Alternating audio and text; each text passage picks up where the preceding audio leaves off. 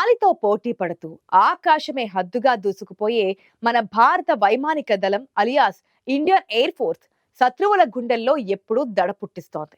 గగనతలంపై మన లోహ విహంగాలు చేసే విన్యాసాలు, ఆ సమయంలో వినపడే శబ్దాలు చూస్తుంటే ప్రతి భారతీయుడి రోమాలు నిక్కబొడుచుకుంటాయి. ఆ దూసుకుపోయే వేగం చూస్తే రక్తం ఉరకలేస్తోంది. ప్రపంచంలోనే అత్యంత శక్తివంతమైన, అనుభవజ్ఞులైన వైమానిక దళాల్లో మనది ఒకటి. రిపబ్లిక్ డే పరేడ్ లో ఎన్ని ఆకర్షణలు ఉన్నా అందరి కళ్ళు చివరిగా ఆకాశం వైపే ఆశగా చూస్తుంటాయి. మన యుద్ధ విమానాలు ఆకాశంలో త్రివర్ణ పతాకాన్ని గీస్తూ చేసిన ఫ్లై ఫాస్ట్ విన్యాసం చూస్తుంటే కలిగేటువంటి ఉద్వేగం, ఆనందం మాటల్లో చెప్పలేనిది. యుద్ధం వస్తే క్షణాల్లో శత్రువుల భూభాగంలోకి దూసుకెళ్లి వారి కమాండ్ సెంటర్లను, స్థావరాలను నామరూపాలు లేకుండా చేయగల సత్తా మన వాయుసేన సొంతం.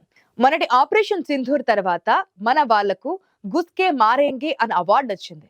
ఇది కేవలం సరిహద్దుల రక్షణ కోసం మాత్రమే కాదు, దేశం లోపల ఎలాంటి విపత్తు వచ్చినా మేమున్నామంటూ గాల్లో నుంచి వాలిపోయే ఆపద్బాంధవులు మన ఎయిర్ ఫోర్స్.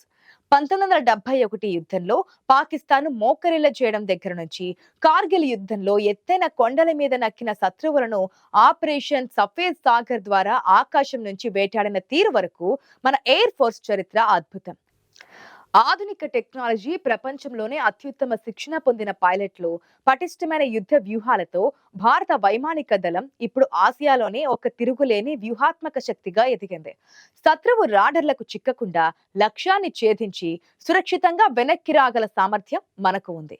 నభః స్పృహం దీప్తం అంటే ఆకాశాన్ని తాకుతూ దీపిస్తున్నాం అనే భగవద్గీతలోని వాక్యాన్ని నిజం చేస్తూ మన వాయుసేన దేశ కీర్తి పతాకాన్ని ఆకాశమంత ఎత్తులో ఎగరవేస్తోంది.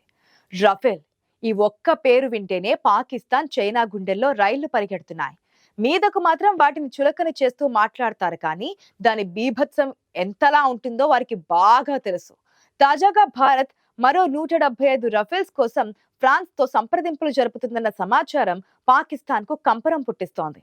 4.5 జనరేషన్ కు చెందిన ఈ అత్యాధునిక యుద్ధ విమానాలు మన వాయుసేనలో చేరిన తర్వాత మన గగనతల బలం 1000 రెట్లు పెరిగింది. ఇందులో ఉండే స్కాల్ప్, మెటియోర్ వంటి క్షిపణులు శత్రు విమానాలను 100 కిలోమీటర్ల దూరం నుంచి కూల్చివేయగలవు. రఫేల్ కు బహుళ ప్రయోజనాలున్న విమానంగా పేరుంది. ఇది నిఘా ఉంచగలదు, బాంబులు వేయగలదు, అనుదాడులు కూడా చేయగలదు. దీనికి తోడు రష్యా నుంచి వచ్చిన సుఖోయ్ 30 MKI మన వైమానిక దళానికి అదనపు బలాన్ని కలుగు చేస్తాయి. సుదీర్ఘ శ్రేణిలో ప్రయాణించి దాడులు చేయగల ఈ విమానాలు మన దగ్గర వందల సంఖ్యలో ఉన్నాయి. ఇక మన దేశీయ నైపుణ్యంతో, మన శాస్త్రవేత్తల దశాబ్దాల కష్టంతో తయారైన తేలికపాటి యుద్ధ విమానం తేజస్ మేక్ ఇన్ ఇండియాకు ఒక గర్వకారణం. ప్రపంచంలోని ఇతర తేలికపాటి విమానాలతో పోటీ పడే సత్తా తేజస్ కు ఉంది. త్వరలోనే తేజస్ మార్క్ 1A కూడా రాబోతోంది. బాలాకోట్ వైమానిక దాడుల్లో ఉపయోగించిన మిరాజ్ 2000 విమానాలు మన పైలట్ల ఖచ్చితత్వానికి, ధైర్యానికి నిదర్శనం. దట్టమైన అడవుల్లో ఉన్న ఉగ్రవాద శిబిరాలపై పిన్ పాయింట్ యాక్యురసీతో బాంబులు వేసి రావడం మనకే చెల్లింది. యుద్ధ విమానాలే కాదు, అమెరికా నుంచి వచ్చిన అపాచీ అటాక్ హెలికాప్టర్లు ట్యాంకర్లను వేటాడితే చిన్నూక్ హెలికాప్టర్లు భారీ బరువును మోయగలవు. రష్యా నుంచి కొనుగోలు చేసిన S-400 ట్రయంఫ్ క్షిపణి వ్యవస్థ ప్రపంచంలోనే అత్యుత్తమమైనది. ఇది మన గగనతలంలోకి వచ్చే ఎలాంటి శత్రు యుద్ధ విమానాన్నైనా, డ్రోన్ అయినా, చివరకు క్షిపణినైనా 400 కిలోమీటర్ల దూరంలోనే గుర్తించి వెంటాడి ధ్వంసం చేయగలదు. దీని రాకతో మన ఆకాశం చుట్టూ ఒక అభేద్యమైన రక్షణ కవచం ఏర్పడింది. పాకిస్తాన్, చైనాల వెన్నులో వణుకు పుట్టింది. అలాగే స్వదేశీ పరిజ్ఞానంతో తయారైన ఆకాశ్, సమర్ క్షిపణులు కూడా తక్కువ ఎత్తులో వచ్చే దాడులను సమర్థవంతంగా తిప్పికొట్టగలవు. మన రాడార్ నెట్వర్క్ ఎంత పటిష్టంగా ఉందంటే సరిహద్దు ఆవల ఒక చిన్న పక్షి ఎగిరినా మన కంట్రోల్ రూమ్ కు తెలిసిపోతోంది. ఇజ్రాయెల్ నుంచి తప్పించుకున్న స్పైడర్ క్షిపణులు, బరాక్ సిస్టమ్స్ మన రక్షణకు మరింత పటిష్టం చేశాయి. అంతరిక్షాన్ని కూడా యుద్ధ క్షేత్రంగా మార్చుకుంటున్న నేటి రోజుల్లో శాటిలైట్ ఆధారిత నిఘా వ్యవస్థలపై మన ఎయిర్ ఫోర్స్ ప్రత్యేక దృష్టి సారించింది. మనం సొంతంగా తయారు చేసుకున్న నావిగేషన్ సిస్టమ్ నావిక్ వల్ల మన విమానాల దాడులు మరింత ఖచ్చితంగా ఉంటాయి. గతంలో లాగా విదేశీ GPS మీద ఆధారపడాల్సిన అవసరం లేదు. భవిష్యత్తులో రాబోయే 5వ తరం స్టెల్త్ యుద్ధ విమానం ఆమ్కా కోసం మన శాస్త్రవేత్తలు రాత్రింబవళ్లు శ్రమిస్తున్నారు. ఇది గనుక వస్తే రాడర్లకు చిక్కని టెక్నాలజీతో ప్రపంచంలోనే టాప్ ఎయిర్ ఫోర్స్ గా మనం నిలుస్తాం. ఎంత ఖరీదైన విమానం ఉన్నా, ఎంత గొప్ప టెక్నాలజీ ఉన్నా, ఆ విమానాన్ని నడిపే కాక్పిట్ లో కూర్చున్న పైలట్ దమ్ము, నైపుణ్యం మీదే యుద్ధం విజయం ఆధారపడి ఉంటోంది. మన వైమానిక దళ పైలట్ల శిక్షణ ప్రపంచ స్థాయి ప్రమాణాలతో అత్యంత కఠినంగా ఉంటుంది.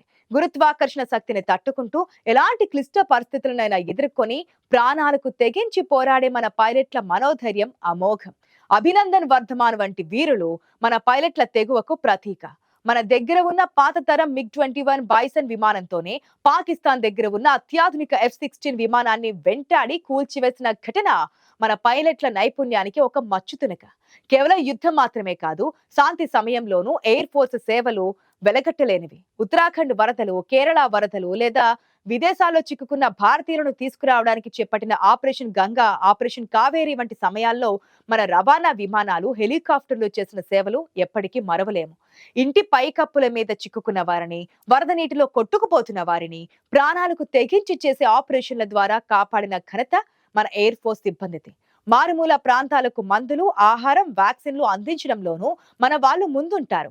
కరోనా సమయంలో ఆక్సిజన్ ట్యాంకర్ల రవాణా చేసి దేశానికి ప్రాణవాయువు అందించారు.